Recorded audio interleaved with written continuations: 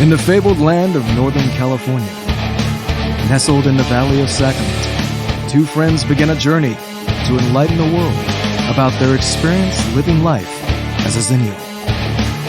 But what is a Xennial, you may ask? If you wish to know, then follow them on their adventures. Welcome to the Xennial Chronicles. This is James. This is Mike.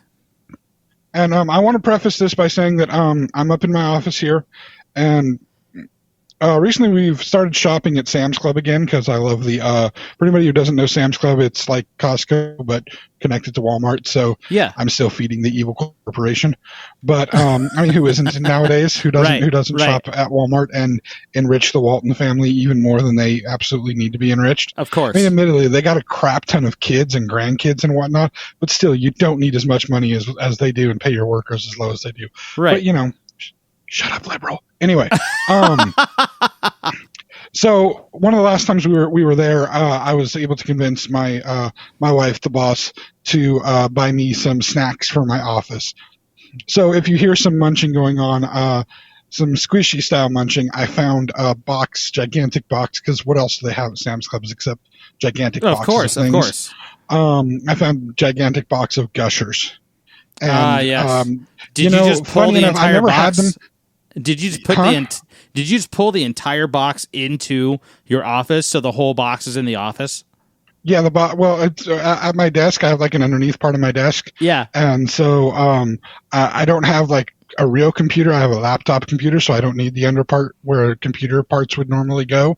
So right now the box of and it's in the cabinet spot where like doors open and close, so the kids can't see it and steal them. Because my kids are little food thieves. And so yes, the gushers are up in my cabinet there, just mine. And I'm glad it's in a cabinet like that, because my younger son uses my office for his school stuff every day. So he's got which they finally got their Chromebooks for school finally. Oh, so cool. Yes, he doesn't have to use my laptop anymore. But so he sits basically right where I'm sitting in his own chair. He doesn't get my chair because it's mine.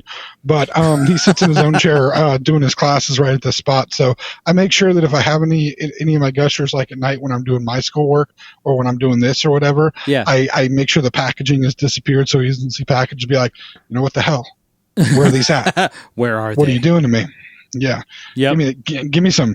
Damn it. We had bought, I think I told you last time we had bought the giant box of Cheez-Its, and we had to hide the box of Cheez-Its because, it comes, there's like 45 individual bags in there. Right. And that's the son that decided to decimate that entire box of Cheez-Its in like 2 days. Yeah. And so we have to hide the box now and just bring out so many packages a day so that he doesn't turn orange or something. We wouldn't want that to happen. Down with the orange people. I'm talking about Oompa Loompas, of course. Those are just, of course. Yeah. No. Sing-songy short little guys. Yeah. Although honestly, the Oompa Loompas are a very interesting case that kind of have a little bit of a relation to what I was going to talk about tonight here. Oh, really? I say tonight, even though everybody's going to be listening to this in the morning, because we're doing this at nighttime. Yeah, we're actually doing it the night before, so we're actually doing this like close to. Yes. Normally I love this, man. This is actually kind of fun. No, the Oompa Loompas have always been kind of a questionable thing in the book of Charlie and the Chocolate Factory, and then in the various movies, because they're supposed to represent kind of a tribal culture that in many ways it can be seen that Willy Wonka's using them almost as slave labor. And so there's questionability in that. But British authors have a tendency to have some of that questionability. I mean, it makes sense when you consider the fact that Britain basically conquered as much of the world as they possibly could and then enslaved a whole bunch of indigenous people. So that's we kind of learned from the best on that one on the American front there. Yeah, I mean, the British were just kind of really big about doing that. We're going to take this land, and look, there's people there. We're going to use them as much as we can. Yes, exactly. And so that's kind of until of course all of those people. Until of course all of those people decided, you know what, we're tired of you British people being in charge of everything. We're going to keep some of your crap because some of it's good, but we're going to get rid of you. I mean, I don't even know how many. I don't even know how many Independence Day celebrations the British Empire is responsible for. because literally they were colonizing places and then having those places rebel against them and gain their independence. The only places they were able to keep was like kind of Canada. I mean, Canada's just like, hey, we're our own country, but we'll respect you, which is totally, it's like the most Canadian thing possible. We're going to be our own individual country, all right? But we're still going to be like respectful because like you guys are okay guys except for all the exploiting of people things. So we're still going to be friendly, but we're going to be our own country. I thought Canada answered to. So Canada do they answer to Britain? Or are they their own sovereign nation? I've always been confused by that. I don't know. It's murky. Technically, they're their own country, but they still have ties. Just like Australia's kind of its own country, but they still have ties to. Wait, Australia's not on their own England. either? They are their own independent country, but they still have ties to England. And Australia's even worse. So Australia was like, I know I've seen a lot of memes of this that like Australia is basically yeehaw England. Yeah, I've heard that. I've heard that. Yeah, well, they're like the Texas of the UK as far as we hear. But actually, what they pull off some Florida shit every once in a while. Let's be real. Well, they do, because what they really are is they're a former prison colony that was basically just let loose to run wild and create their own country.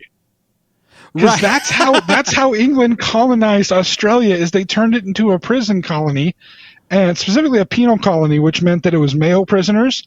And they just sent them all there and then finally was like, you know, we have all these other things going on. Wait a minute. This one country over here is causing us a ruckus, and they're being a pain in the ass. And we don't like them anymore. So when you say penal colony, do you mean penal as in penal as like a penal code, like a penal, PENAL, or a penile colony?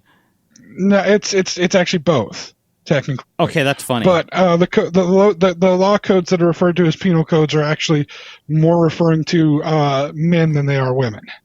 There used to be separate law codes for women. But anyway, that's what the penal code means. I did not know that.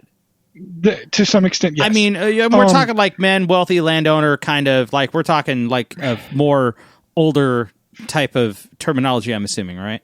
Yes. Okay. Makes sense. Yeah, I mean, it would apply to everybody, technically speaking, but I was just, that's the first time I'd heard that. It was really fascinating. I apologize for taking it off the rail. No worries. But yeah, so Australia was basically kind of inhabited by a bunch of prisoners, and they were all kind of let loose. Mm-hmm. And then they're the white population of Australia that, of course, again, took everything from the indigenous people, treated the indigenous people like garbage. We don't hear often about how bad the racism was in Australia, and it was bad. Oh, it was bad. And then you add on to it the fact that you have a lot of Pacific Islanders that lived along the coast of Australia and the majority of New Zealand. And, you know, these prisoners decided they wanted to go over New Zealand too and take over New Zealand. Which, beautiful country, amazingly beautiful country, but still rife with a lot of racist issues because of the Maori people, the Pacific Islander people that have lived there for hundreds and hundreds of years, and the white colonizers that are former prisoners as well. Which is again why Australia and New Zealand both, those people are freaking crazy. They do all kinds of weird, crazy crap, and they're kind of fearless in a way. Because, I mean, they're descendant from prisoners. So, I mean, there's some sense made in there. I mean, I'm not trying to, I'm not trying to generalize too much, but, I mean, there's some sense made in that. Plus, Australia's a nasty, rugged country where, like, 3/4 of it is almost uninhabitable. It's like they took the majority of North Africa and plunked it on its own little island. Whoa. And it's like, yeah, see this middle part, which in North Africa would be the Sahara, and in Australia it's just the middle of Australia. We're just going to have that there where nobody wants to live there, and people just live around the coast because it's literally the only inhabitable place. And that's essentially like where they dumped. Is that where they dumped them off? Was like right in the uninhabitable area, and they were just like, figure it out. Prisoners were all on the coast. Oh, because here's the thing: the British were very, very good about finding the best places to live and staying there, and just completely and utterly avoiding the hard to inhabit places. If Britain had stayed involved in the United States, even if they had stayed involved, no, actually, you can see the influence in Canada. If Britain had stayed involved in the United States, they probably never would have had the full westward expansion, because they would have got to the Rocky Mountains. As it is, they got to the Appalachian Mountains. The British did, and were like, yeah, nope. It wasn't until after the British were basically kicked out, after the Revolutionary War, that the frontier really started moving past the Appalachian Mountains.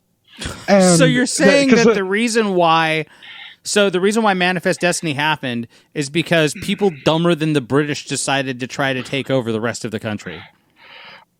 I mean, if you want to call them dumber, that's our forefathers there. So a little unpatriotic of you, but all right, I'll give it to you. Oh, no. Oh, hey, that's not fair. Patriotic or not, you could still call out somebody for being an asshole. Like George Washington was great, but he was still a fucking slave owner. Like, it's still the same deal. Yeah, true. But then here's the fun thing, though. Like you're saying, though, stupider people find whatever, but people that were more stubborn and more like, screw this, we're going to take over this entire thing all the way to the other ocean. And they did, even going over the Appalachians, which at the time was really difficult to get over. There was only a few places where you could get through easily.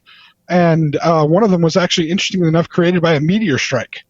One of the passes, the one that Daniel Boone is most famous for, the Cumberland Pass, that was actually formed by a meteor strike back, like, thousands and thousands and thousands of years ago. Are we talking this wasn't the meteor strike that killed the dinosaurs? No, it was an asteroid, wasn't it? No, asteroid's different than a meteor, isn't it? Asteroids when it's in space, meteor when it hits, but that one would have is theorized to be the one that took place off the Yucatan Peninsula in Mexico area. So no, this was a relatively small sized meteor by comparison. Still huge, but small size by comparison to that one. Okay. But no, they got over the Appalachians, and then they went across the plains, and all of the indigenous peoples already living in the plains. They got across these giant plains and came to an even more foreboding set of mountains, where foreboding enough that people died going over the other set of mountains and possibly ate each other. And then when they got down to the other side of the mountains in California, had towns named after them. You're talking, the separate towns, like the different members of the Donner Party as they split off and shit, right? Is that what you're talking about? Yeah, there's a small town called Dobbins, which is named after the Dobbins brothers, who were part of the Donner Party. Yep. And then there's a slightly bigger town north of Sacramento, called Marysville, that is named after Mary Kovalod, a surviving member of the Donner Party. I did not know people that ate other people. Yeah. I watched this. I don't know if you're a fan, particularly of BuzzFeed at all. But BuzzFeed occasionally. So BuzzFeed has a couple of guys that do the Unsolved series. They've been doing for a while. And they started their own YouTube channel called Watcher.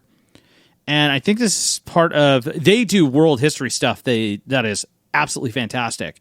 And so the Watcher thing is great. They do like this game show type thing with like a Muppet type setup. But one of the things they talked about was they did a whole Q&A about the fate and the events that laid out the entire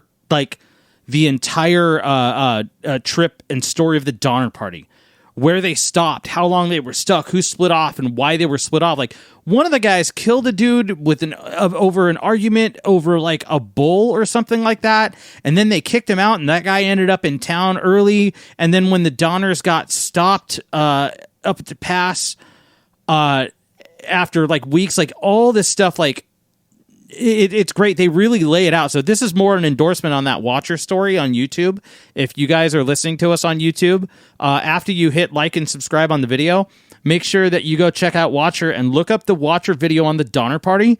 It's a fantastic video. No, I'm going to have to go watch it, because I've actually lived near the town of Dobbins before. Yeah. And I've lived like in really close proximity of it, and I used to ride a school bus from Dobbins in high school.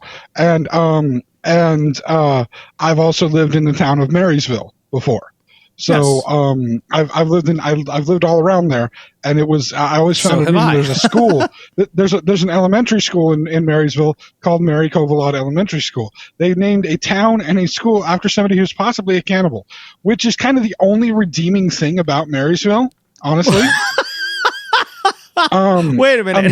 Unless you're a lover of peaches, Okay. That's really because their peach festival is a pretty nice peach festival. But otherwise, that's kind of, in my mind, the only really redeeming thing about Marysville. Well, it's named after a cannibal, and the Peach Festival is fantastic. So go visit Marysville and and go take a look at the abandoned building that used to be a mall that was flooded out. Like, I guess I should also let's add some cultural sensitivity in here. They do have a world-renowned Bacchae temple, and they do a parade every year, Bacchae parade, which is like. My understanding is it's one of those that attracts a bunch of people too. Sadly, my knowledge of it, my cultural knowledge of it is gone. Yeah, that parade blocked the street I lived on for a while, and I'll tell you what. At the time, I was young and I was an asshole, and I was kind of an asshole, and I was pissed off at it being so inconvenient. But I remember walking outside the apartment I lived in, and they had a hell of a parade. That thing was nuts. I've never been, and I don't know the cultural significance of any of it, so I'm completely ignorant in that. I just know it's a big draw. I know that the city that's right next to Marysville, Yuba City, it's right across the river. Yeah. It actually has the second largest Sikh temple in the world. And every year, in fact, we're coming up on it right now. Every year they hold a giant Sikh parade, and it shuts down literally half the city. Yeah. Every hotel and motel in the city is completely full of people, and it's really interesting because I'm well versed in the Marysville, Yuba City area. I lived there for a long time. Yeah. I may even live in that area now. But it's an area that otherwise doesn't appear to be outwardly very culturally diverse. I can tell you the restaurants and the food there is absolutely devoid of any culture. It's the most absolutely terrible place to try to find anywhere to eat. The best Chinese food place is Panda Express, which Panda's decent, but I mean, there's no real Chinese food places. There's like the only Mexican food place that anybody eats is Antonio's Quick Lunch. And now that thing has a line out to the street every moment, basically, that it's open. So is it so do you know the difference between like different types of Mexican restaurants and stuff? I have no idea what type of place it is. I avoid it because it's always got a huge line. Okay. So have you never been in the building? Like there's a telltale sign to tell you what type of Mexican restaurant. No, I've not been in the building. I've not been in the building for that one. Yeah. And then like when Olive Garden finally came like 2 years ago, people completely lost their shit. Because oh my god, we have an Olive Garden. It took up to 2 years ago for an Olive Garden to show up. Yeah, people are still waiting on the Red Lobster. Because they will freak out when a Red Lobster comes. Yeah, I was gonna say, dude, like, is the Sizzler booming out there right now? Are they still waiting for like the grand opening of an Applebee's to shut the whole damn street down? Like, no, there is an Applebee's. There is an Applebee's there in Yuba City. Oh, okay. There's an Applebee's. There's the Sizzler. I'm surprised that an Olive Garden is like an Olive Garden is the Heartstopper. That was yeah. Do you remember where the I know you've been in Yuba City before. Do you remember where the Hometown Buffet was? Yes. That's Olive Garden now. Wow. That's an Olive Garden. Yeah. Interesting. We also did get what's that really crappy burger place? It's the one that everybody in California loves, but their burgers are god awful garbage. In-N-Out? Yeah, that piece of crap place. We got one of those. Well, In-N-Out's like all over California. Like, there's one. I'm like out in Lincoln right now, and there's an In-N-Out out here. So, yeah, I know. I drove past it Friday. Good. Well, I was on my way to the Panda Express because got to get the Chinese food somewhere.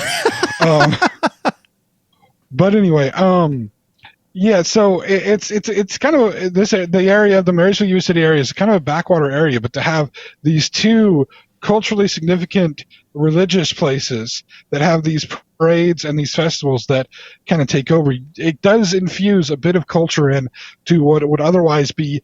I mean, you could drop somebody from the Midwest, from Oklahoma or something, right in the middle of Marysville, Yuba City, and other than seeing mountains on the horizon, which would be weird for them, everything else would just seem kind of normal, like what they're used to.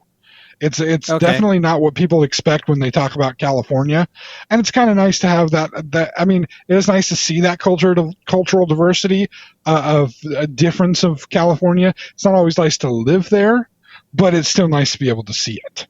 Yeah, but anyway, for sure. Remember though, I was talking about New Zealand a little bit ago. Yes. I mentioned New Zealand for a reason. Oh, okay. Because most people don't know a whole lot about New Zealand. I am I'm not very well versed. All I know is that Serge Tankian is a citizen of New Zealand now. But that's all I know. Really? Yeah, That's he got his citizenship. He's, for anybody that doesn't know, Serge Tankian, who's the lead singer of System of a Down, he is an Armenian-born American citizen. Has been an American citizen for pretty much all his life. He has American citizenship. He got his citizenship for New Zealand. I remember when he posted it on Facebook, and it was 10 years ago. And he was so proud of it because New Zealand was the closest to the type of country that fits in with his social political views. I mean, these guys, from what I remember in New Zealand, put all their top bank executives in jail 7-8 years ago or something like that over an economic crash. They went gung ho. They went like French Revolution almost without the guillotines. It's actually it's a parliamentary style government. Mm-hmm. But it's very much political on the political scale, right and left. Yeah, it is heavily left skewed. Yeah, and left skewed. He was all about it. So he studied and did the whole thing, and to get into that. To get into that country, and he did successfully. And if I remember correctly, he did some years later. After System of a Down had disbanded for a while, he actually did an entire album live performed with the New Zealand Symphony Orchestra or something like that. And it sounds like you wouldn't think that his voice would sound good with an orchestra. Holy shit, he fits so well. He's so good. He is one of those, because the tone of his voice, the tone of the way his voice is, you don't expect him to sound as good as he is, but he's really, really good. He's one of my favorite singers. I would disagree. I say I do. I'm going to agree with you on that. He's one of my favorite, and that's why I would say I disagree with you. I expect his voice to sound amazing because I love his voice. It's so unique. It's one of those that's really, really hard to imitate. Very hard to imitate. Oh yeah, it's impossible when you're trying to sing his stuff. Very hard. His range is insane. So good. Yeah, you think you got him dialed in, and you're dialing it in the low parts, and he starts doing a little bit of the high part. You dial that in, and then he goes into another range of stuff where it's shit, I can't do that. Yeah, my voice is not going there. Nope, not happening. But anyway, I'm glad to hear he's a citizen of New Zealand. Like I said, most people don't know a whole lot about New Zealand. Most people have only had a limited exposure to New Zealand. I think I might have had a little bit more than most people because I think I've told you before I found a TV series that was a New Zealand TV series. It was about the Norse gods inhabiting human bodies in New Zealand. And how you deal with the problems of being human in New Zealand. It's called The Almighty Johnsons. Anybody who has the opportunity to watch the show, it's amazing, and it's the first time I've ever seen Thor done right, as in Thor is completely batshit crazy and a drunkard. He's not, some good-looking hero guy who saves the day. He is a literal insane giant and dwarf killing machine who is just almost impossible to reason with. And the guy who plays him does a hilarious job playing him. Also has an amazing singing voice too, which is part of one of the episodes in it. But he's just fabulous. The whole thing is very amusing, kind of fun, lighthearted take on things. You'll find that New Zealand is much more open about people drinking in their TV shows. Also, people being naked and having sex in their TV shows. So, great. Yay for New Zealand. Yeah, But most to be people have honest, had kind of to be honest, I'd be more down with like an entertaining show that's like down with that rather than everybody kind of killing each other. Like, well, I mean, there's some killing going on, but more of the huge amount of drinking, and I mean huge amount of drinking. Everybody is always drinking alcohol, and they have huge cans and bottles of beer. It's amazing. I might consider New Zealand as a new home just for that. Except for the whole island thing, that freaks me out. But anyway, most people know New Zealand from kind of one source. And admittedly, from that one source, they have seen some of the most beautiful parts of New Zealand filmed in such a way that it enhances their beauty even further. And what's that one source? Flight of the Conchords. No. Although I give you points for that. Thank you. No, of course it's Lord of the Rings, man. Yeah, it's Lord of the Rings. Yeah. And Peter Jackson's amazing directorial work for the first 3 movies that he did. Say again? I said Peter Jackson's amazing directorial work for the first 3 movies he did. Yeah, I mean, that we're not talking about the Hobbit movies because fuck that shit. Even Sir Ian McKellen said, fuck that shit. Dude, I didn't know Ian McKellen was on that. No, he was riding so the fuck that train to Hobbitsville, huh? Wow. He was so miserable while making The Hobbit because almost all of it was in green screen. He almost never interacted with another human being. He was miserable. He almost broke down on set crying one day because of how miserable he was doing that. Boy, I hope he's taking... Good Lord, I hope he's taking this year well. I think he's just been kind of doing his own thing this year, but yeah, he really did not deal well with the filming of The Hobbit.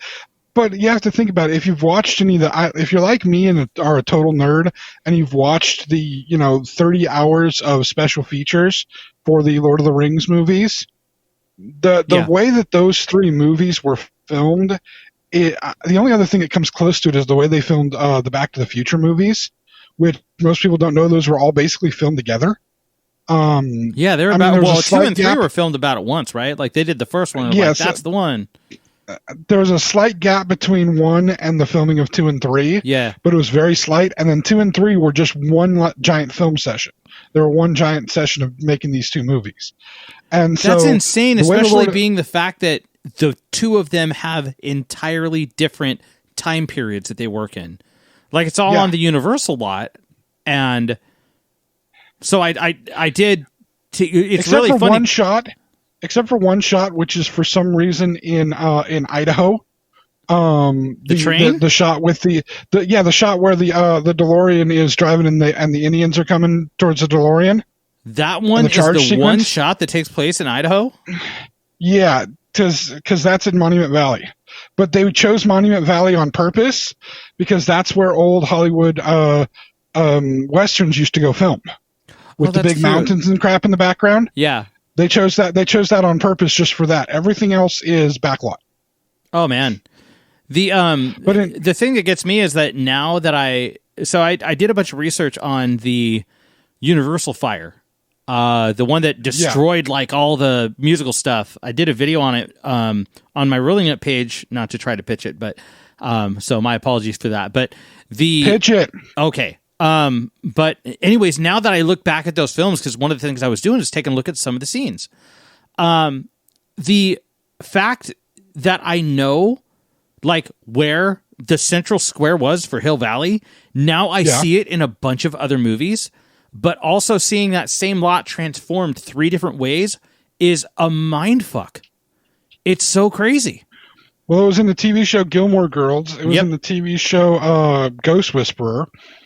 And then it's been used in a bunch of different movies. Yeah, the Gilmore Girls one is funny to me because every time I've watched Gilmore Girls like 8 or 9 times, the whole series all the way through, because my wife loves it. And so when it's on, I just sit and watch it with her. And it is amusing, I will admit. There are parts I really enjoy. But, I sit and watch with her, right? Right. But yeah, you can see it pop up everywhere. But anyway, you do tend to find... Well, Gilmore Girls is a CW series too, isn't it? Back in the day? Yeah. Okay, so that means that the same lot is the same lot they were using in Buffy the Vampire Slayer, wasn't it? They might have been using that in Buffy. I'm not sure. Yeah, I'm pretty sure that they were renting out, because I tend to see, like, it's as soon as you walk in, you see the layout of the buildings. Like, that's the dead ass clue. As soon as you see the layout of the central square, it could be a high school, it could be just a town, it could be in any age and any era. It's got this stamp to it now. You can't unsee it. Once you recognize it's there, you see it in every film that has it, that features it. It's like when you watch a movie, it's like me now watching any kind of movie, and I hear Canon in D. And then I start, for anybody who doesn't know, Pachelbel's Canon in D has a very specific chord progression to it. And the second I hear that start playing, and it's always in a wedding or something like that. Right. And I annoy my wife because I'll start singing Blues Traveler's Hook. And she just be like, "Stop it, please, just stop it." Or Take on Me. Take on Me, or Don't Want to Miss a Thing, or geez, there was a song by Journey as well that was like that too. They're all over the place. They use. I think it's Don't Stop Believing. It's a very common chord progression, so it's just Basket one of those Case things by Green Day has it. Once you hear it and can identify it, suddenly all the things start coming to your brain about it. So it's just one of those fun things to know musically. The more you spin around, time you spin around instruments and playing things, the more things like, oh crap, okay, I've heard that before. But anyway, back to New Zealand. You keep getting me off of New Zealand. I'm sorry. So you're right. Everybody knows New Zealand from the Lord of the Rings. Because Lord of the Rings it's a beloved film franchise. More before that, it was a beloved book. Yes. Just this wonderful, wonderful book written by, and we could go into at a later depth. We can go into, or later time. We can go into depth. Say the words right, James. About the life of Tolkien. Yes. And what he experienced in World War I, being at the Battle of the Somme, which was the first battle where tanks were really used in combat, and how that appeared to somebody who had never really seen them before. God, that would be a monster. Well, that's actually many of the battles that he writes about in the Silmarillion, with these creatures and monsters that are attacking these cities, are thought to be his kind of interpretation of the Battle of the Somme and the tanks that were used and the various, new machines of war that hadn't really existed before. Dude, which, if you look at World War I tanks, they were so flimsy and archaic compared to the things that we have nowadays, the things that we're used to for tanks. Right. Even the things that we're used to seeing as like World War II tanks. We're talking huge technological advance between World War I and World War II. Yep. But the thing is, for somebody who'd never seen those before, for soldiers who were still fighting on horseback, riding horses, this was a game changer in things. And he went back home to England after World War I, decided to invent like 5 brand new languages based on other languages that he already knew because he was a linguist. But some of the Elven languages are based on various Scandinavian languages. I think Sindarin, one of the Elven languages, is based on Finnish. There's multiple bases for his languages, and he creates all these different languages, and then decides to create a history of a world where all these languages developed. And that's really why he wrote the stories is, hey, I made all these languages up. Now I'm going to make a fake world for the reason why all these languages came about. And then he originally wrote The Hobbit and then The Lord of the Rings, and then changed a little bit in The Hobbit because it didn't jive with everything in The Lord of the Rings. Retconning happening earlier than we expect it to. Although technically retconning's happened a whole bunch of times. Yeah. We could have a talk about that with, various old books. I mean, the best-selling book of all time has some retconning in it, but we'll talk just about that a little again bit another time. But that's going to be a conversation. With Lord of the Rings, you have this amazing fantasy world that he created, and moreover, more than just creating this fantasy world for this book and then eventually the movies, he created something else that he did not know he was a part of. Because it happened after his death. He didn't know what he was building. Yeah. But he built something. And what he built was a fantasy world that would be taken over by a man named Gary Gygax. Now, this is a name that I don't even know if you know who Gary Gygax was. Oh, so he did pass away. I've heard the name, Gary and I Gygax have a guess as to what he would be responsible for. What do you think he was responsible for? I believe he is one of the creators of the Dungeons and Dragons game series. He is, and in fact, is probably considered the more important of the creators of it. Gotcha. He took this is way out of my wheelhouse. Like, you know this. Yeah. I do not know about this at all, so it's all you on this. Well, he took a couple of other games, some of the mechanics of a few other games, mashed them together, and kind of helped create a different game. The game that we now know as Dungeons and Dragons, that went through many, many different iterations. I mean, there's the original setup that he did. Then there was a fully codified Dungeons and Dragons. Then there was an advanced Dungeons and Dragons that was out at the same time as the standard Dungeons and Dragons. Advanced had more rules, a little bit more nitpicky on things, but also some more options.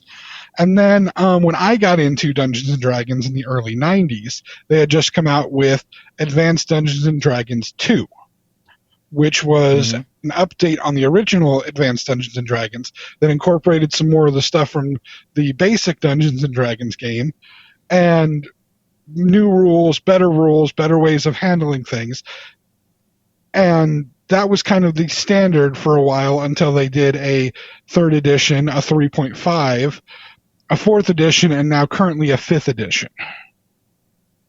Wow! And okay. yes, you're probably in shock of going, I did not realize that this game has been through so many changes and morphs and all of these things. Part of it has to do with the fact that there was a company called TSR that originally owned all the product. Right. And in the mid-90s, TSR sold out to a different company. Oh God, I can't even think of the name of the current company right now. Oh, now I feel awful. But they sold Wizards of the Coast. That's what it is. Sorry, okay. It took me a moment for my brain to catch up with my mouth. Wizards of the Coast bought out TSR and bought out all of the Dungeons and Dragons product.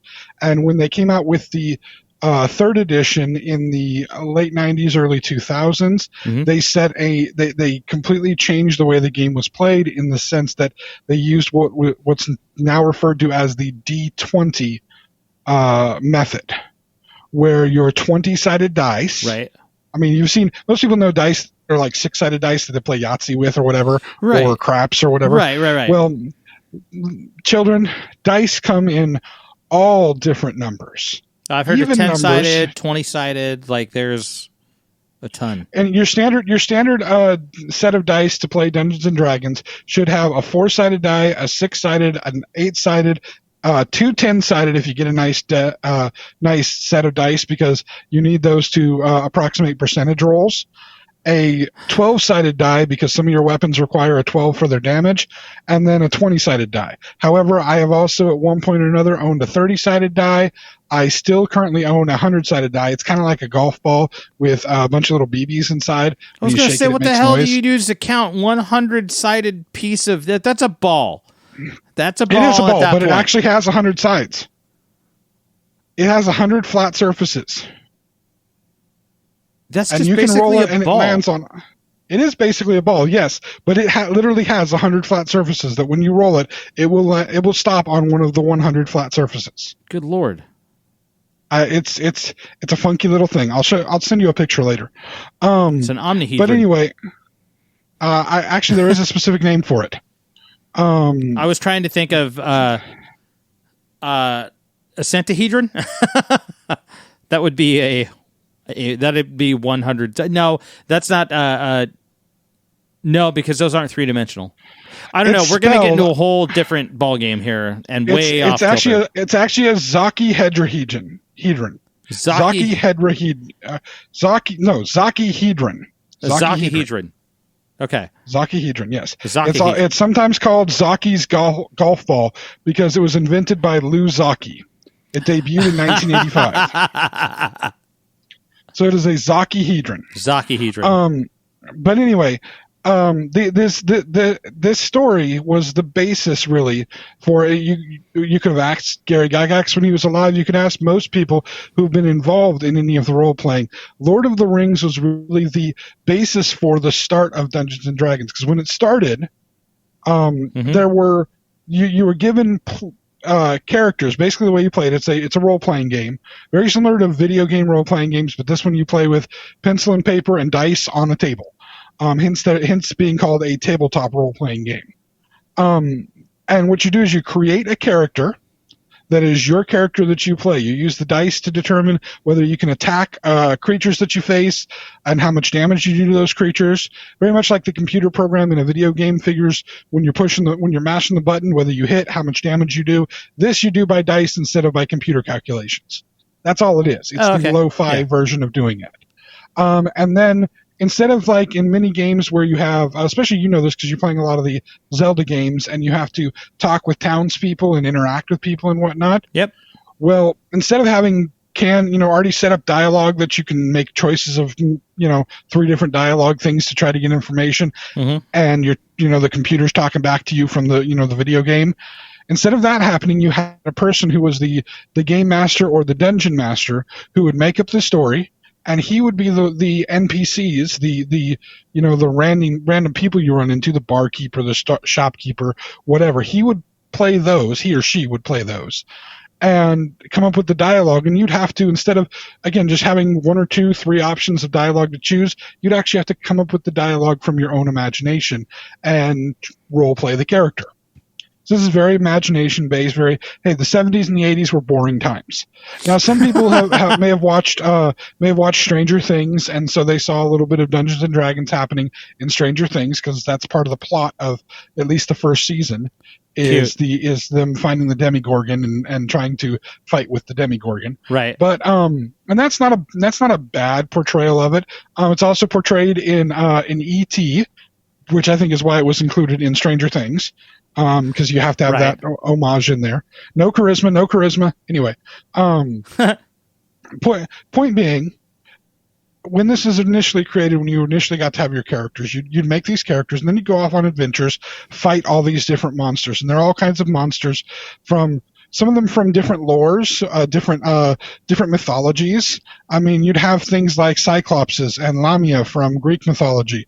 You'd have things like Yeti and I not thinking of all the different things. Minotaurs. You'd have all kinds of sphinxes. There's from Egypt. Right. There are all kinds of creatures from mythology that you could run into, including the things that were kind of the main antagonistic creatures in the Tolkien Lord of the Rings universe. You have orcs and goblins. And in fact, orcs and goblins are from some of the, as somebody who's been a dungeon master for a long time, orcs and goblins are some of the easiest kind of baddies to use with players because they're you can have large numbers of them. They're not necessarily that difficult for the players to kill, and you can have all kinds of neat things happen with them because they're roughly humanoid in size and shape, right? Right. At the time, though, when you were making your character in the original D&D and up until until the 3rd edition, really, you had choices for what they called races. These races, not like races how we think of them, where race is kind of a denotion of our skin tone or, ethnic origin. Mm-hmm. This was separate races that were humanoid but not human. You had human, which that was the one that is human, but then you had dwarves, which outlined in Tolkien. Gimli is a dwarf, and there's the whole dwarven nations living underground, mining for gold and jewels and whatnot. And then you had elves, and eventually halflings, which were the kind of analogy to the hobbits, which they're referred to as both hobbits and halflings. Those were the races that you were able to choose as your characters. And there was one other one that could be added in, and it was the race of half-elf, a character whose one of their parents were human, one of their parents were elven. Okay. Because apparently humans and elvens could have children. Very much like the fact that I'm sure you don't know this much Tolkien lore, But have you sseen the Lord of the Rings movies? First of all, you have seen Yes. them, right? I know you own copies. Yes. Okay, you know Elrond, right? Yeah. Elrond is, of course, one of the leaders of the elves. Mm-hmm. He's there in Imaldris, or Rivendell, if you want to call it that. If you're speaking it with your coarse human tongue. But do you know what Elrond's full name is? Do you know what Elrond's full name? I am not familiar with Elrond's full name. No. His name is Elrond Half-Elven because he's actually half-elven. You know what? Okay, yeah, you hit it. I remember that. Yes. He had the ability at one point to choose his elven heritage over his human heritage, and he chose his elven. But even his human heritage was good human heritage. He was he was from the line of Numenor, which were humans that were blessed with unnaturally long lives. They were kind of the first humans. Mm-hmm. They were like better than regular humans. Mm-hmm. Aragorn is descendant of the Numenorians, which is why in the Lord of the Rings movies and in the books, he's like 84. Right. And most people think he looks like he's like 40 or something. No, he's 84. Because he's a descendant of the Numenorians and has this long-lived blood in him. Yeah, super. Superhuman almost. Basically, yeah. He was practically metahuman in essentially his inability to age. Oh, you're going DC on me. All right. Anyway. Relatively. That's the closest comparison that I have. I have a very passé knowledge of Lord of the Rings in general. My stepmom used to. She would play the tapes, and she even told us some of the stories back in the day when I was a kid. So I was pretty relatively familiar with enough of a passing knowledge to be excited about the movies when they came out without having sat and read the books myself. I did read The Hobbit, but that's the only one that I actually read. Here's the thing about this. Now, like I said, there was a change made in 3rd edition, and that change kind of started a snowball effect that has reached its height right now. Okay. And, I think it's a good time right now. We're going to take a little break. Oh, We're a little bit past our normal break time. We're going to take a little break. Okay. When we come back, I'm going to tell you what started with the 3rd edition. All right. What kind of started to make, again, this snowball grow into things. Okay. But I'm also going to explain how this should have been something that should have been seen coming. And in fact, didn't really start in 3rd edition. It started far back before that. Interesting. Okay. So let's take our break. We'll be back in a moment. All right. Hey friends, this is Mike from the Xennial Chronicles reminding you to subscribe to our YouTube channel. You can also follow us on Twitter and Facebook at Xencron, spelled Xenchron, to keep up to date on all things TXC. And please check out our official website, thexennialchronicles.com, or if that's too much to type, Xencron.com. Thanks again for listening, and now, back to the show. And we're back. All right. Okay. So, like I was saying, I was setting the stage for you. We get 3rd edition come out, okay? Okay. And 3rd edition, all of a sudden, offers a new playable race. Okay? All right. This new playable race is something that people actually were kind of workshopping and doing on their own with approval from their dungeon masters. And this new playable race is the Half Orc. Okay. So establishing the idea that humans can mate with orcs. And it's very specific that it's half human, half orc. Okay. So whenever it's half anything, it's half human and half whatever the other. It seems to be that way. Okay. Yes. Like you can't have so that doesn't mean that you can't have like an elf orc, an orc, or an orc dwarf, or. There's no precedence for having that, and there's no description for having that. The description is very much set up that a half elf is half human, half elf, and a half orc is half human, half orc. So to have these humans just they'll just sleep with anything, won't they? Well. Yes, in fact, that's part of what comes with the different races. Are there half dwarves too, if I may ask? That's not something that's considered a thing. Interesting. Okay, now we're talking like way back, I'm assuming. So, or is this what's going on now? This is 3rd edition. So this came out in the late 90s, early 2000s. Okay. Now, They also make the gnome a playable character. So there's 2 additions. Oh. Gnome is related to the kind of to the dwarves, but kind of not. Okay. Now there are differences within the beyond just the basic game. There are also different worlds that were created as a part of the basic game, but they're their own offshoots. Mm-hmm. And within these different worlds, there are some other possible playable characters. For instance, there's the world of Ravenloft, which actually is a kind of a horror world where you can be a vampire or a part vampire. There's a world of Dark Sun, which is very much kind of modeled after the worlds of Dune, but without all the technological stuff. So it's like medieval Dune. And so there's different characters that are desert-based kind of multi-breeds that you can do. There is the world of Dragonlance, which was spawned by a D&D gaming session that everybody loved, and they decided to turn into a novel, and then created an entire series of novels in a whole world, which actually, in that world, it explains the differences between the races, that there was a god of good, a god of neutrality, and a god of evil, and they made the races themselves, and then another god made, basically the god of good made the elves, the god of neutrality made the humans, and the god of evil actually made ogres, who were originally really beautiful, but then they became they started acting evil and ended up turning themselves into nasty monsters. What the hell? That's the backstory?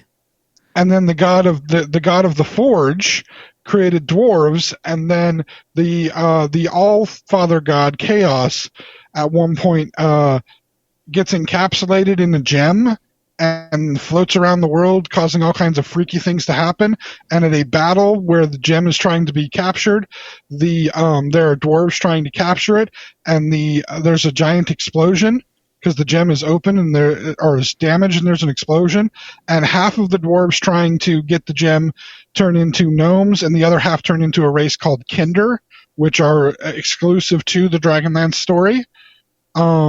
So these are just base realities, right? You're just talking about the base realities that you create your campaigns in. Is that correct? Yeah, well, these specific ones are ones that actually became part of the TSR stuff, and like novels were written about these game modules, which are pre-made adventures that like people write out the adventure. So if a dungeon master doesn't want to make their own, they can just read from this pre-made adventure. Dragonlance so this is like was canonical its own storyline thing. kind of stuff. Huh? This is more like canonical storyline kind of stuff. Then. Yeah. Dragonlance has its own canon. Okay. Forgotten Realms has its own canon. I'm trying to think of the other worlds. Ravenloft has its own canon. There was a bunch of books written from Ravenloft, and there are characters within them. I mean, if anybody's listening, they would know characters like from Dragonlance. You have Tanis Half-Elven. You have Flint Fireforge. You have Tasselhoff Burfoot. I mean, anybody who's read any of these novels knows exactly who these people are that I'm talking about. Okay, good. And hopefully I don't have a damn clue. No, they hopefully have as close an intimate relationship with these characters as what I do. Or Forgotten Realms, Elminster. I mean, if you know anything about Forgotten Realms, you at least need to know who the hell Elminster is. Nope. Or, more importantly, Drizzt Do'Urden. Who becomes a very central figure in actually a lot of this snowball that has grown. Okay. Drizzt Do'Urden is probably one of the more influential figures in this. So each one of the different areas has its own backstory as to where the different races come from, and there's some branching out of it. But as far as playable characters go, in the 3rd edition, you only had this many playable characters. You were kind of constrained by this. Okay. Okay. And it was, whole new rule set, whole new gaming set with the D20 system. But there wasn't really much of an issue other than people could play these half-orc characters and be a little bit stronger than humans. And that was basically your barbarian or your fighter, because here's the thing with the different races. And this is why you'd think, okay, I'd just choose whatever race would be fun.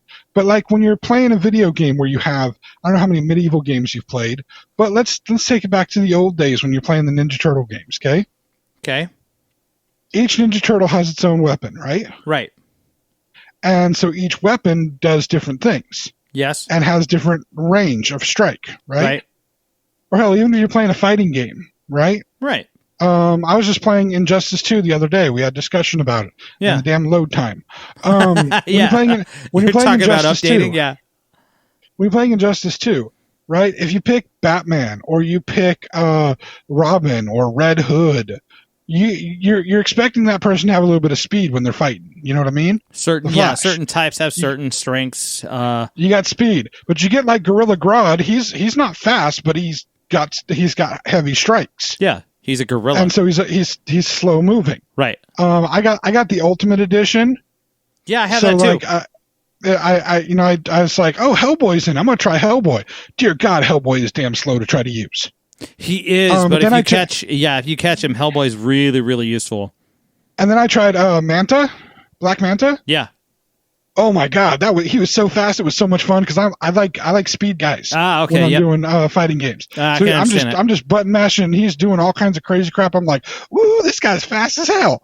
So each one of them has their own different modifiers, their own different abilities, their own different way of doing things. Right. Same is true when you're talking about the Dungeons and Dragons races. Okay, each of the races has their own physical properties based upon the regions. It's like, so this has to essentially do like, let's bring it to a real world view, sort of. Let's bring it to other fighting games. Street Fighter's a good one because you're dealing with all humans, essentially, but the difference is the regions they come from designates the fighting style that they work with and their strengths and weaknesses dependent upon the region they come from. To some extent, but what you have to what I always saw it as in D&D is we're not talking about people from different areas. We are talking about distinct, genetically different. Because like all the humans here on the planet, we are all genetically humans. We are all Homo sapien. Yes. Although there is a little bit still of some of the other homos. And I'm speaking of the classification, not using a slur term. Here. No, that's not what I was thinking. Here. I'm speaking of the scientific classification. There is still some genetic material from some of the other hominids that does exist within certain people's genetic variation. Right. So there is still some that existed, but Homo sapien is what the majority of us are, and the majority of our body is. You know what I mean? Right. There have been other hominids previous to and existing with Homo sapiens. We're just the only ones still around. And the thing is, I always looked at it as these were completely different classifications of hominids. The dwarves are their own genetically secure thing. Humans are genetically secure thing. Elves are genetically secure things. So within humans, you could have all of the different variation that we have on our planet of various skin tones, size, possible physical abilities, ranging from people that have, for instance, what we call dwarfism, but they would still be humans. They're not the dwarf character. Yeah, and whether or not that is or the Hobbit character derived from whatever that terminology could be derived from, we're talking about a physical genetic condition. Yes. And the fact that or having a human that's 7 foot tall, we have those humans. They're still humans. They're not a completely separate creature. Yeah. And this is what I always viewed the D&D characters as completely separate creatures. Right. And the fact that humans were able to intermingle with the elves and later with the orcs. Maybe humans and elves were close enough on the evolutionary branch, but at the same time, there's been historical evidence to show that the various hominids back, tens of thousands of years ago, the various hominids did intermingle. Cro-Magnon, Homo habilis, these all did. There was some intermingling going on between these different groups. Mm-hmm. So it isn't just something that is within the fantasy world, but each different race in D&D had its own special characteristics. Humans were considered kind of the I hate to use the word standard, but that's the best way to use it. Humans did not get any pluses or minuses to any of their ability scores. Because there's 6 ability scores that are the basic ability scores. You roll dice to randomly determine what those scores are. Okay. And then that's the scores that you work with. Humans had no bonuses or minuses because they were kind of the baseline for everything. Okay. Dwarves, for instance, would get a plus to their Constitution score because the idea that dwarves were more physically hardy, you know, that kind of thing. Tougher skin, maybe. Right. Elves would get a bonus to their dexterity, as would halflings. But if you think about it, elves are supposed to be like more physically graceful, all that stuff. So dexterity, the ability to move around and be graceful, makes sense that elves would get a bonus to that. Gnomes get a bonus to intelligence because of their societal things. Apparently they were a society that was big about learning and knowledge and whatnot. The half orcs would get the bonus of strength because orcs are going to be physically stronger than what humans would be. Okay. The half elves don't get any bonuses because they're half elves. But the idea was you could, by choosing which race you wanted your character to be, you could have these various bonuses to work with that were supposed to be kind of a rough analogy of how different these races were to what the humans were. Elves are more graceful. Dwarves are more sturdy.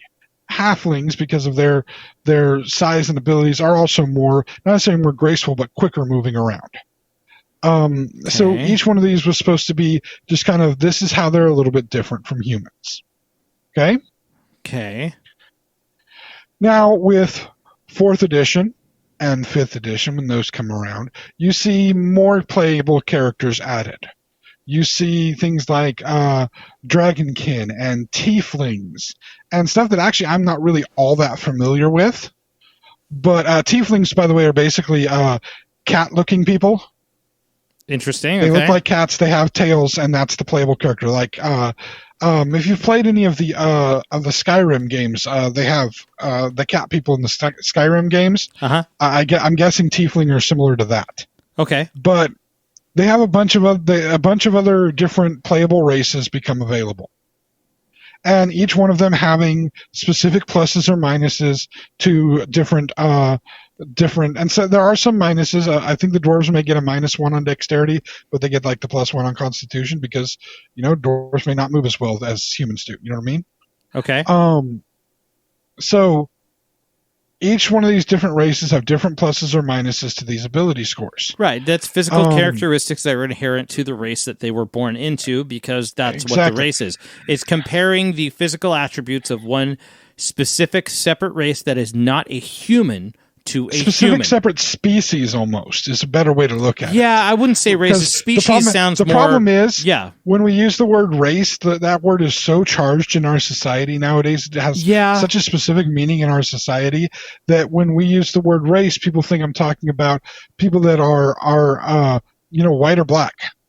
Right. And so it's not a word that I think works appropriately. Okay, that makes sense. I like the term species because then you can break that down to certain species of. Let's take an animal type. Okay, you have different species of canid, or canine. Okay, or not, a canine is a dog, but it is of the canid family. That includes wolves and foxes and exactly, and each one of them are separate and different. They have different coats. They're meant for different environments. Specifically, ones will survive certain types. Coyotes are another one, but they are the difference between them determines their physical attributes, how they act in a pack, how they interact with humans, whether or not they are, vulnerable to certain types of diseases, viruses, environments, so on and so forth. They're stronger in one environment versus another one. It's more of a species type of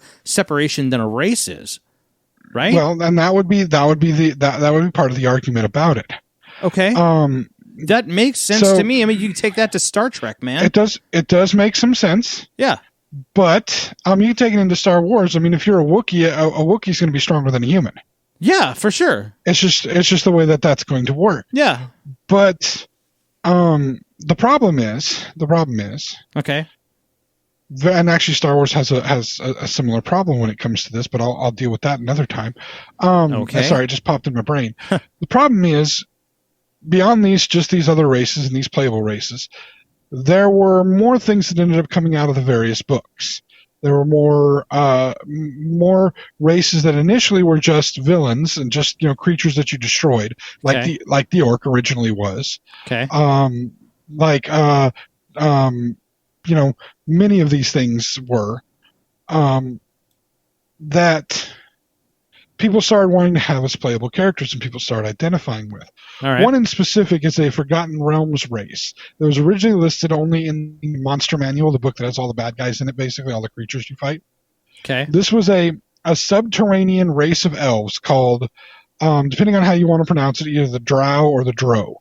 It depends on how you want to pronounce it. Okay. I've always pronounced it Drow, so if I'm wrong, I don't care. That's how I pronounce it. This is a race of elves that lived in the Underdark, in caves underneath the surface of Faerun, the Forgotten Realms world, and they're characterized by having completely jet black skin.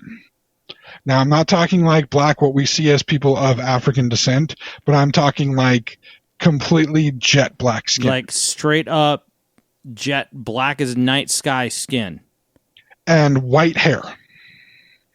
Okay. They don't see very well in light because they live in caves, so they actually have they actually see in infrared. So that's heat. cool. Okay. So that's where the sunlight would fuck them up. That would make sense. And they worship as almost an entire society as evil characters. They basically worship a evil female deity that is known as Lolth the Spider Queen. And they adorn their stuff with spiders and whatnot. They were basically for the majority of the time this evil race of just nasty underground dwelling elves. So they're jet black, they have white hair, they live in the dark, and they worship an evil spider queen. This sounds like some kids I went to high school with. You wouldn't be very wrong. In fact, what ends up happening is an author decides he wants to write kind of a new tale in the Forgotten Realms stories, and he writes about a place called Icewind Dale. And Icewind Dale is this mountainous area. There's a dwarven king and his court of people that work with him. They go off hunting magical items and this and that. I don't remember all the details because I've only read those books once. But within his party is a drow, a dark elf,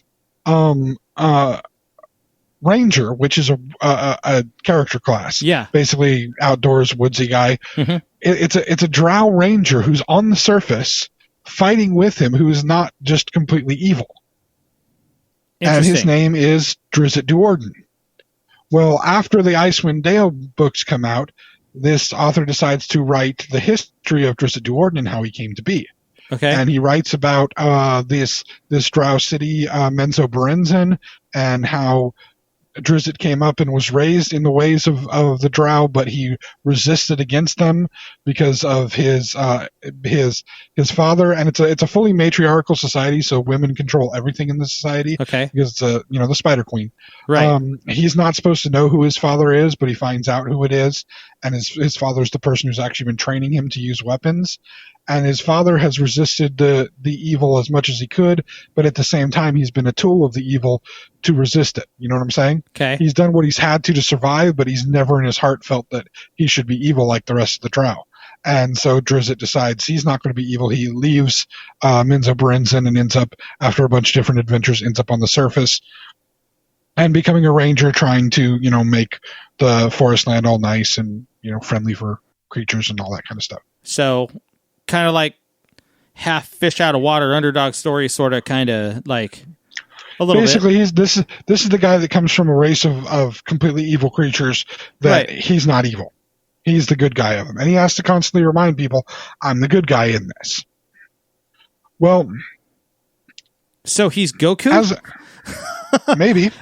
That's Goku comes from a planet. Goku from Dragon Ball comes from a planet of world conquering space an army of space pirates, essentially. Like, they either take over their purpose is to travel to a planet, find the strongest of that planet's warriors, kill them, destroy the planet after they use it for all of its resources, and then move on to another planet. But he breaks away from that and becomes a hero for Earth in that. It's very much a Superman ripoff story. It really is, but it's not that bad of an analogy. Yeah. Although I will say this, because I know the way that the memes work and I know the way that stuff works. Yeah. Drizzt might be able to beat Goku in a fight. I'm just saying. Okay. Drizzt's a badass. Cool. But anyway, this was kind of that's a whole new can of worms you're going to open up, man. I hope we catch a couple. I hope we catch a couple of D&D and Dragon Ball enthusiasts back and forth, man. I want to see Superman v Goku level kind of arguments here. That'd be great. No, I mean, if we're really being honest, Drizzt really doesn't have any magical powers. He's just a badass swordsman who doesn't stop. So, I mean, he's got a magical cat, but that's about as far as it can go. It's a big freaking cat. I mean, it's a panther, so it's a big freaking cat. But still, I think if we're being completely honest, Goku just he could just stand there and take whatever Drizzt has to offer. Be just like, okay. And yeah, pretty much. That's great. Until he got mad, and then his temper takes over. But anyway, right. So people start identifying a little bit more with these villainous characters, as does happen. I mean, we've seen within the last 2 years, we've seen people identify way too much with a villain and clog up a staircase that honestly people don't need to be on that damn staircase, especially not for such a crappy movie. But anyway, the point being here, you start to see people identifying with all of these different races that were initially evil races. And people dress in all the costumes of all these different things and go to various cons. Okay. And you're thinking to yourself, really, people are dressing up like D&D characters? Yes, people are dressing up like D&D characters. They're dressing up like all kinds of these things because it has a huge following. It has almost as big a following as many of the other things have. I mean, that's not people really were dressing up. That's not really that far-fetched. Yeah. So people were dressing up as these different things, specifically as Drow. Okay. And, Drow are not necessarily that well loved. At least they weren't. Oh, my God. I'm just realizing something. What? Did you ever see the episode of The Community where they play D&D with a kid? Yeah, you saw the kid dressed in all black and he's a Drow, right? That is. Oh fuck! What's his name? I've not seen the episode, but okay, he is a Drow. He's dressed up as a Drow. Like you just called it. He is dressed up as a Drow, and he caught shit for being in blackface. It's fucking the crazy Asian dude from The Hangover. He's a Spanish teacher in Ken Jeong. Yeah, dude's got like a doctorate. Like he's amazing. He's an amazing person just in general, and he's funny as shit. Yet he has to sit next to Jenny McCarthy once a week to judge The Masked Singer and all of his medical knowledge, and he sits next to the anti-vax queen. How do you do that? But so at least the Community episode. I did see it, and he's dressed up as a Drow specifically. Like what you just described is what he's dressed up as. Full jet black, white hair, contacts, the whole shebang, except he's in like a button-down shirt, which makes it really funny. But he caught shit for being in blackface on that episode. Well, that's one way to look at it. But what started happening is there started being this movement that the racial abilities, the pluses and the minuses that each one of these races got, and started by there was a lot of people again identifying with the Drow, identifying with these orcs, and the fact that they felt that having these pluses or minuses were a system of racism within the game of D&D. And their characters were limited. Their characters of these different things that people felt connected to, felt the connection to these various races and character classes. They felt that having those pluses and minuses for the different races, and again, it's said in the books up until recently, it is identified these in the books as different races, because it even says it on your character sheet. What's your race? What's your class? Your class is like fighter, mage, cleric, Ranger. priest, thief. Okay. Your race is right there on it. Well, they felt that there were players that felt that this was being racist to have all of these different pluses and minuses. Whoa. And even the argument we just discussed about the different versions of canine, I actually had this kind of discussion, that kind of an argument with a millennial, and they're a full-on millennial, and their comment to me back was, taken out of context, that argument sounds very, almost Nazi-ish in the idea of the different species. And I had to take a step back and say, no, I don't feel like it's that way. But at the same time, the idea that were they trying to bring in like the eugenics argument into species of dog? Well, because that's to literally that's some extent, literally the idea behind training different breeds of dog to have specific habits. Like that's literally how you classify dogs. That's what it looks like and what it's named and what it's bred with determines the type of root characteristics that it has as a species of dog. Yeah, but to use that as a comparison to humanity, you know what I mean? We're talking about the line a little bit. Okay, wait a minute. Because this is. I feel very much that this is a very tiptoeing type of conversation, and It is. It's very, I feel like I have to tiptoe around this because I understand the sensitivity towards the ideas that anyone could be anything, and technically speaking, that's true in this case. Just because you are born with a certain set of characteristics or attributes does not mean that you cannot change those attributes as you continue.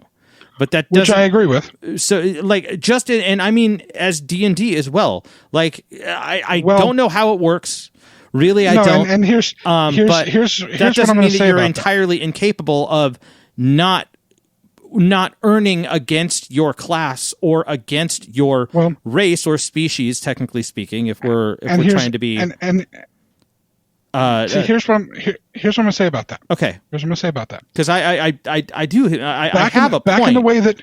Back in the way that I used when I used to play, when I was a dungeon master running stories, if I had characters which by the way I even had a half dwarf character at one point because I just made him myself because I wanted one because I'd never understood why there wasn't one. Mm-hmm. But the way that I would deal when you'd have these, a dwarf in the party and an elf in the party and a half orc in the party, I would deal with the differences in their culture and the differences in their background as part of the role-playing experience. Okay, that would that would theoretically make sense. I would make it part of the story and part of what was happening.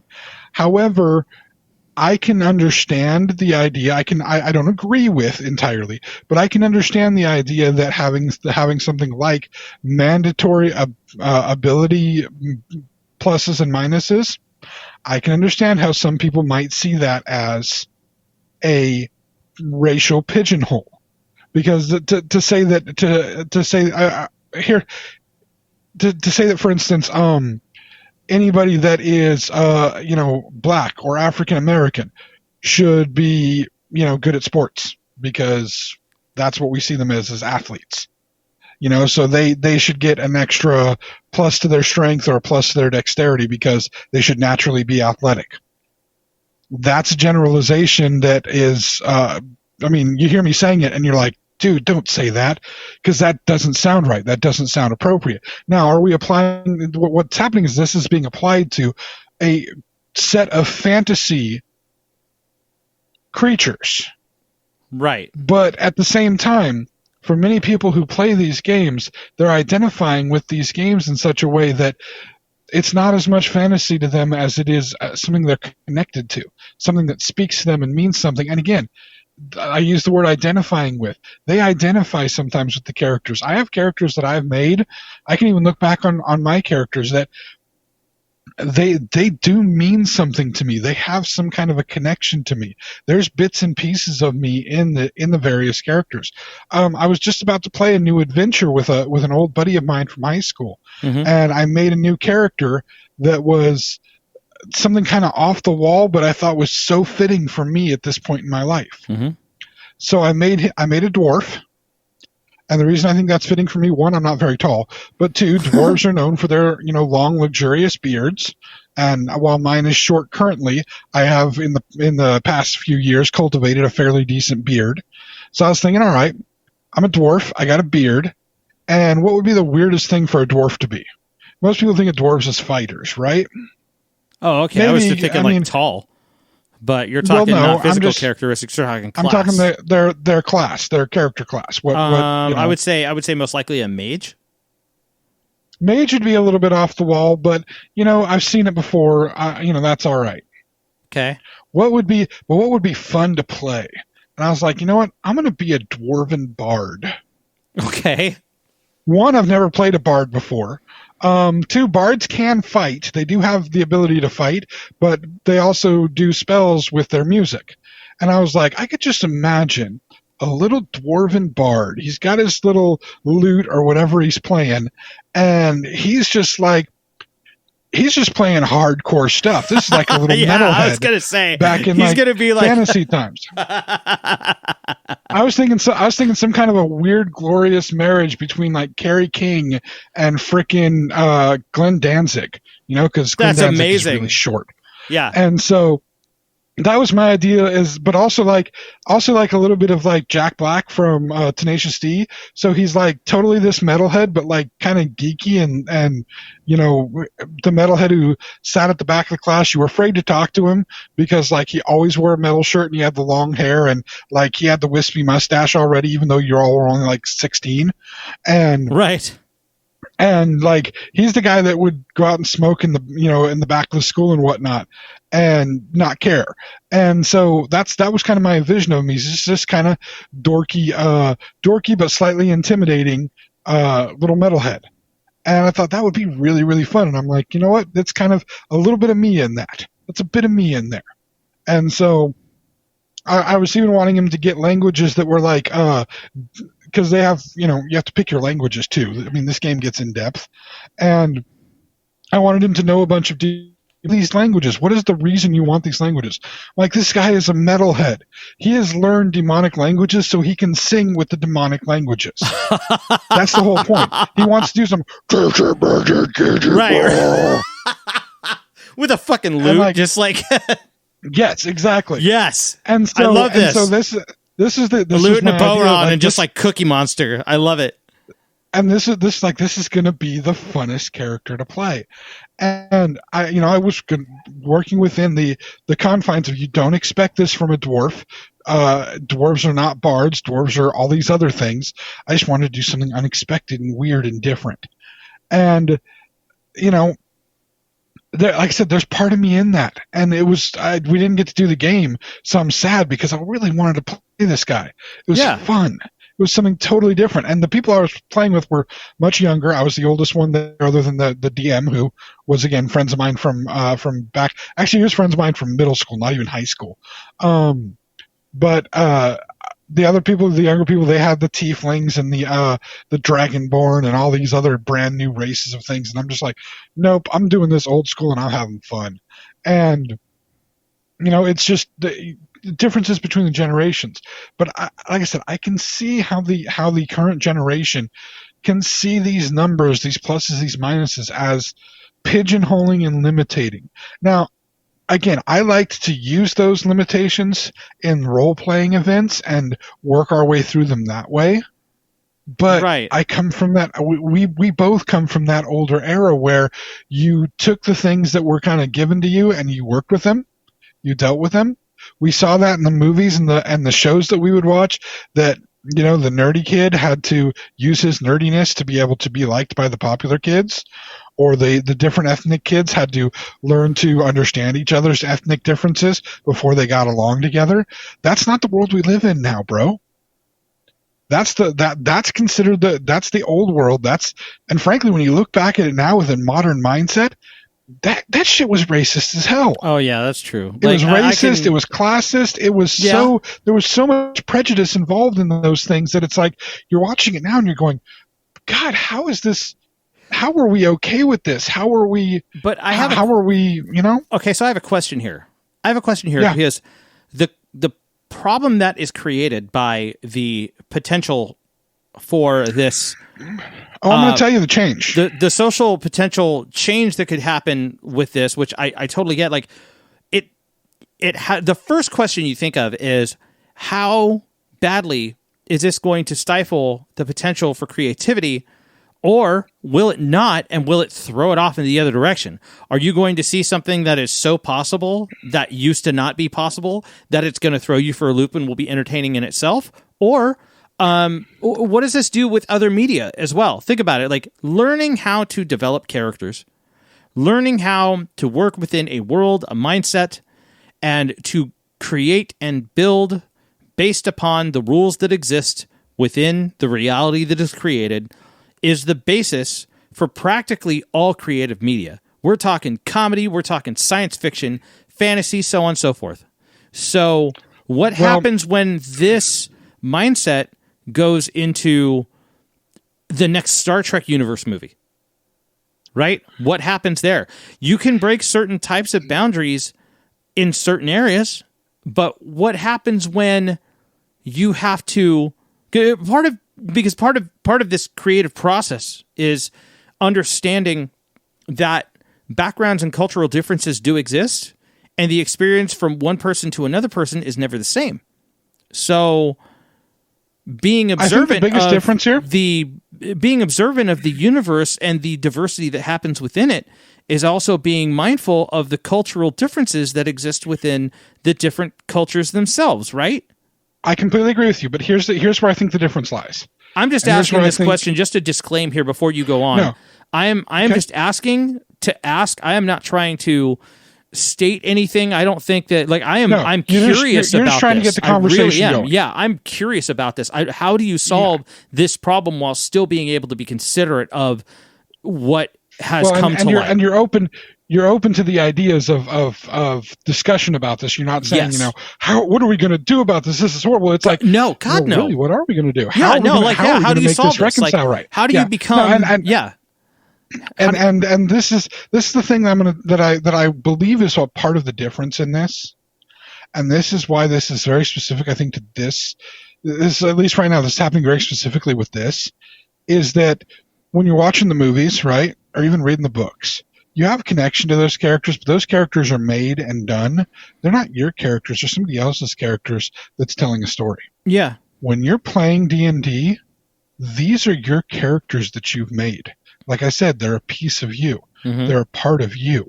So it's a different connection that's even deeper in many ways. Like, I can sit down with some old buddies of mine that I had back in 1998.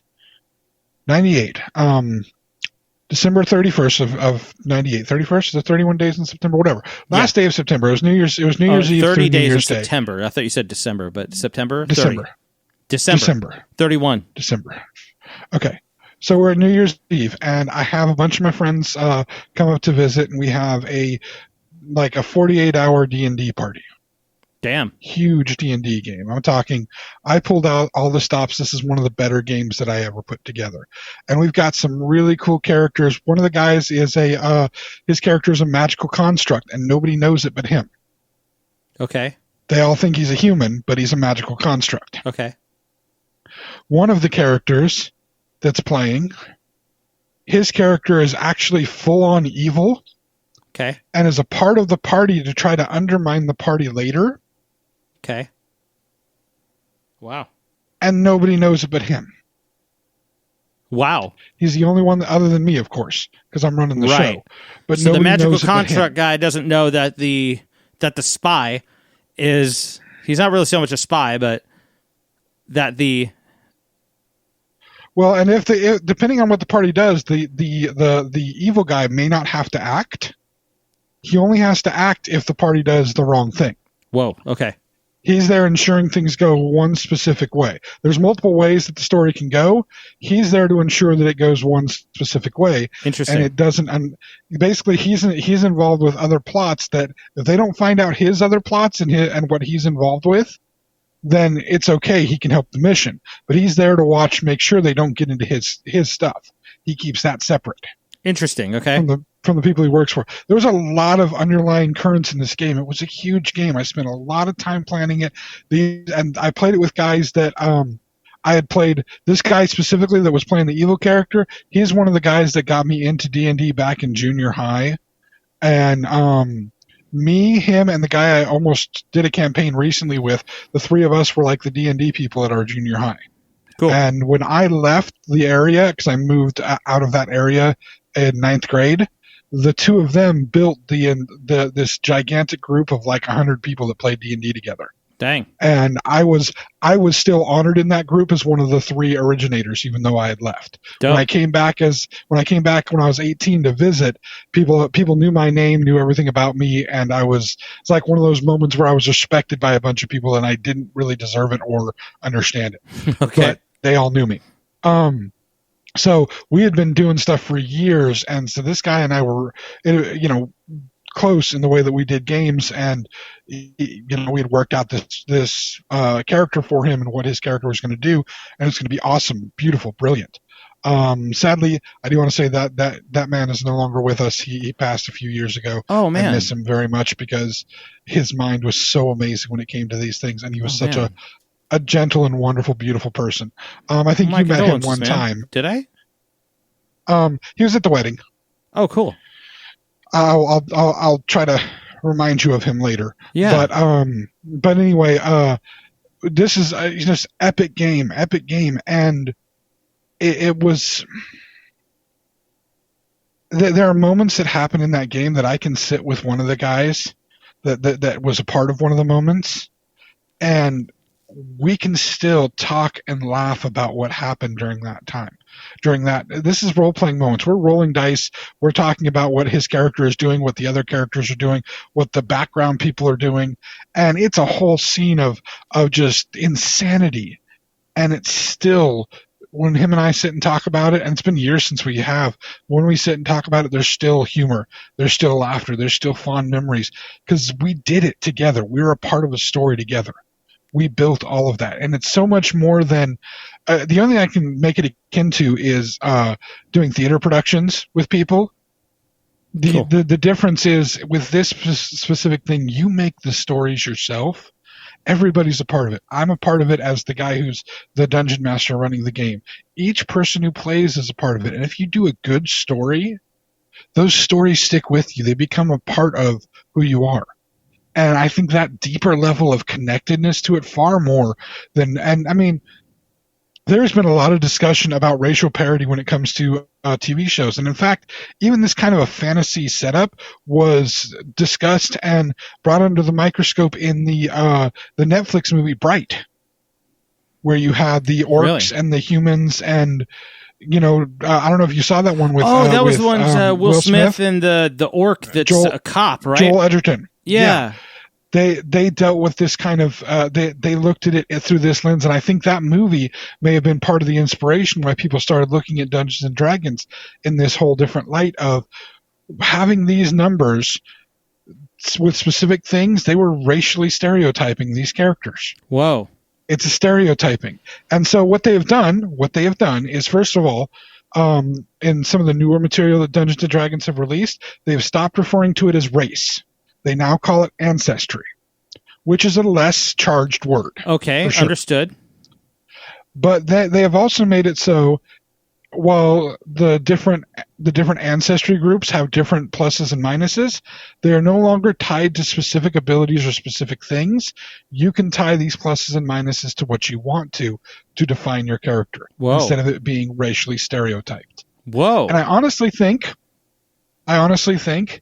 it's a step in the right direction, because I when I first heard about it, when it was first brought to me, which, by the way, thank you for regular listener, my nephew Alex, for bringing this to me as a topic and having the initial discussions with me about this. When it was first brought to me, I was like, you know what? No, this is dumb. These changes. This is a fantasy thing. And even as I was talking about it, I was leading up to that idea. This is a fantasy thing. But once I said the word racial stereotyping, it clicked for you, didn't it? Well, I was considering the possibility that could be the thing, but you just don't think about that in the realm of a fantasy construct. And yet it just has to do with like the fact that it's just a lack of consideration for the effects of it, though. That's what you have to get past. And what I think it's really good in the sense, and this will lead a little bit into another conversation that I want to have. It's good that Wizards of the Coast heard what people were saying, felt what people were feeling about this, understood what they were feeling, and worked out ways to change what they were doing for the culture that plays the game and sees the game as important to them. Absolutely. They listened to what the fandom was saying and started to affect change in how they did things. Yeah. To try to make it more available, more appropriate for what the fans were asking for, and more understanding for what the fans were asking for. Because literally that's by the way, the reason I finally threw out racial stereotyping is because that's the key that really connected me to it, was having those numbers. That's stereotyping. Yeah.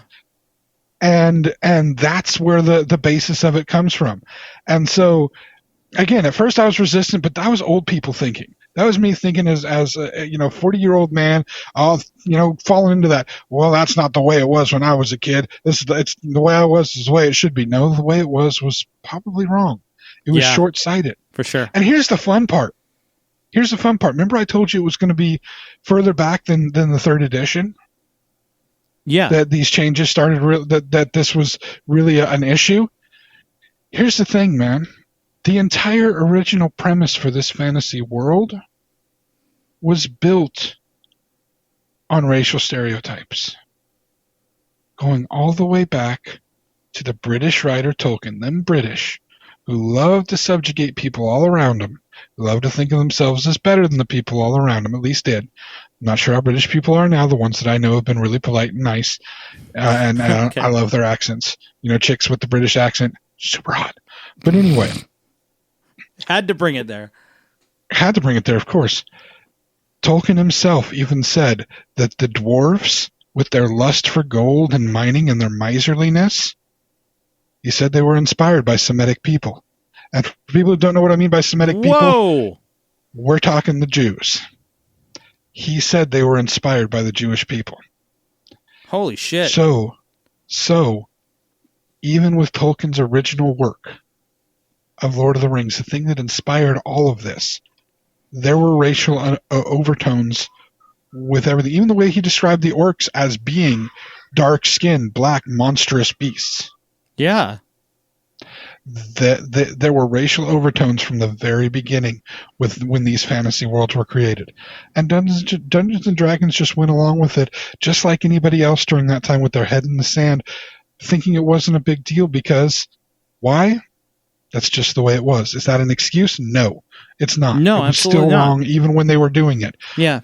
But now we see the company behind it, Wizards of the Coast, is making a difference. Now we see people are recognizing this isn't necessarily right.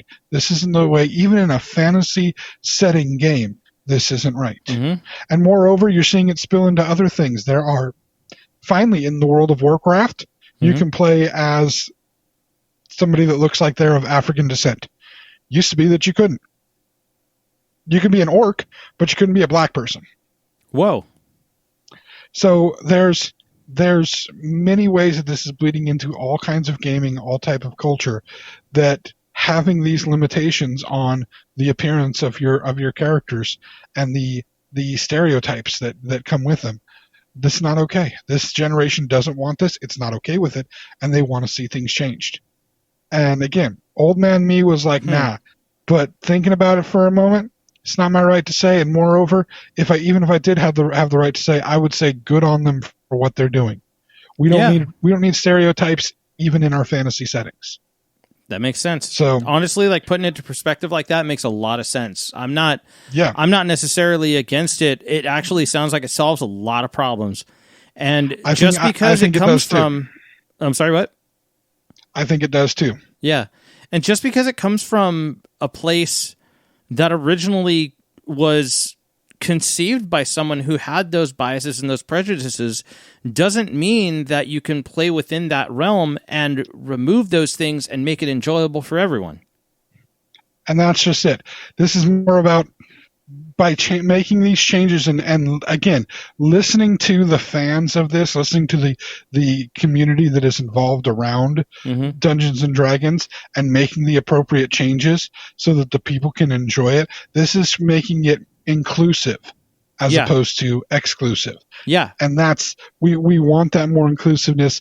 We want people to be able to find their places in safe, fun ways to work your imagination and find something that you can connect with and identify with. So I don't think this is actually what my nephew expected would come of this, but hopefully he's happy with it and likes it, because this one's for you, Alex. You wanted to hear about this and our thoughts on this. I've given you my thoughts on it. So, question for you, Mike. Yes. Where might Alex be listening to us? Well, he or anyone else who's listening to this might be listening to us on our website, thexennialchronicles.com or zencron.com, spelled Xenchron. We're also available on many different podcast platforms that shoot. Spotify and TuneIn and Apple and all of the places. We're also available actually on YouTube as well. And Facebook. We have our streams come out, or our podcasts come out in video format on those. They're not, you don't see our ugly mugs. You get to listen to us and see a cool little image. We're working on that. But we are working on it. You'll be seeing us maybe soon. Hopefully so. Yeah, that's gonna be great. But anyway, so so check us out on our YouTube page. Check us out on our YouTube page. If you're listening to us on YouTube, make sure you click like on the video if you like what the subject matter was, you like the podcast itself. Also, hit subscribe for us if you could. And if you are subscribing, what do, James? Click the bell. Click that bell. Make sure that you get notified the next podcast we have come out. We normally put our podcast out every single Thursday. It's up, actually. Unless we put it up forgets. And that happens sometimes. Normally we have them set up Mike. Normally we have them set up by midnight, and so they're available to you the next morning. Sometimes I slip. It happens. But we normally have them available on Thursday mornings. This one might be later. Say what? This one might be later. And hey, while you're on YouTube, which is a good place to go, you should get used to the YouTube thing, because seriously, once he has it set up, once Mike does the technical thingamajigamadoo that he needs to do to make it so we have videos, we are doing videos every time because I want to have videos. I have so many hats. I need to show off the hats. Well, shit, now I need to actually be part of that.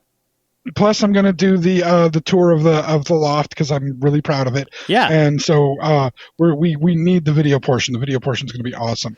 But while you're on YouTube, and again, get used to seeing us there so that you can watch the videos of us, because that should hopefully make this even better. I can't wait to be able to see the looks on Mike's face when I say certain things anymore. He's got a very funny, expressive face. While you're there, thank you. Check out Mike's other pages on there. He's got his Rolling Note music page where he does musical instruction, tells you about the history of musical things. He talked about the Universal Fire on one of them. Yeah. These are all really neat information things you can get from him about music. That's, again, Rolling Note Music. And then check out Chronosode Games, which is a site where Mike and his wife play video games in chronological order of the story, not in the order that they are released. Yep. I think they're just about done with Luigi's Mansion for October. Oh, for anybody that's for anybody that's listening now, we just finished actually playing the game. I'm compiling the video footage right now to make sure that it comes out. We actually, because we did so many episodes, we have to do a daily episode. Let's see. This week, normally we do the Red Dead Revolver on Tuesday and Thursday. We had to replace those with Luigi's Mansion, and we got Luigi's Mansion from the weekend, from Saturday through Sunday, all the way through to Halloween Day. We're going to have, every single day is going to have a Luigi's Mansion episode to make sure it finishes by Halloween. Was anybody really enjoying watching the Red Dead Revolver ones? You would be surprised. There actually are a lot of people enjoying that right now. That game sucks. Anyway, I also want to do... I've got my qualms about it. It's definitely a very broken game engine for sure. Yeah. Really quick, I want to do a little bit of a shout out. We like to acknowledge when we have people that actually respond to us on anything. Yeah. Which is why I mentioned my nephew Alex. He's a regular responder. Even though he's my nephew, technically I haven't actually seen him in like 15, 16 years. So I just correspond with him. Otherwise, he lives too far away to visit. But especially now when nobody visits anybody. But still, it's nice for him to be able to listen to this. But I also want to do a little shout out to a guy. I'm hoping I'm getting this right. Diego Rock Lomas. He did some comments on one of our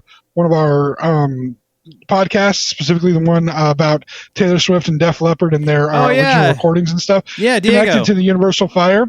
Thank you, man, for commenting. I'm glad you're a Def Leppard fan. We both are as well. Yeah, I'm absolutely. also a tiny bit of a Taylor Swift fan, so whatever that says about me. But again, thank you for the little conversation that we had. Hopefully, again, Mike helped you out with the information. And if you do listen to this one, keep listening to us, man. Keep commenting. This is what we do for the people who actually listen and comment. We'll give you a shout out and we'll comment back to you. Anyway, Thank you all for who is listening, and we'll be back with some more next week. Y'all have a good one. Thank you for tuning in, friends. The journey continues next week.